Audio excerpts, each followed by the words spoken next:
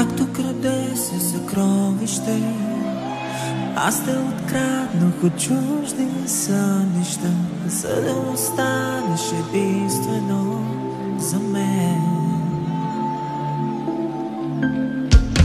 Искам да вярвам, накарай ме към всичко, което прикрива с думите.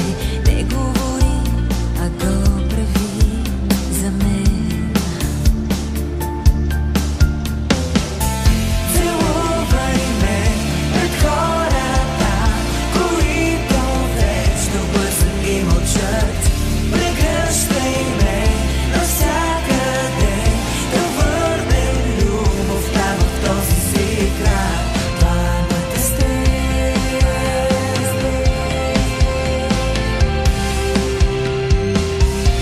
Двамата сте.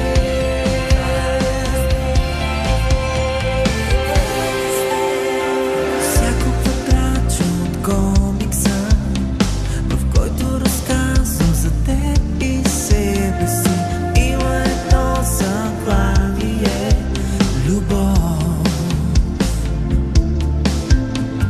Спри се с вълшебните приказки, не казвай любов, нито пък обичам те. Не говори, а го прави с мен. Целувай ме пред хората, които вечно бързат и мълчат. Прегръщай ме навсякъде, да върнем любовта в този си край. Двамата сте.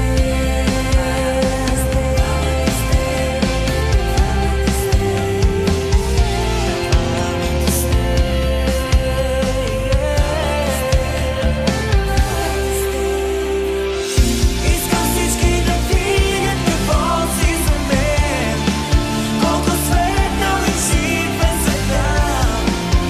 С теб, с теб. Нека всички да видят какво си за мен. Това е най-важното, че се радвам, че всички сте тук. Искам да благодаря на родителите най-вече, че са ме създали и са ни отгледали и са ни създали като такива личности. Разбира се, на второ място на кръстника, на кръстницата и на малката кръстница. Мога да кажа, че съм трогнат от вашите пожелания. Защо е кума? Казването това е съм задача. Аз съм роди, питах приятели, как е праща великолепна, и един ми даде такъв съвет. Защо е кума трябва да бъде поне толкова дълга, колкото е дълга любовта на младоженката към младоженеца. Благодаря ви за вниманието.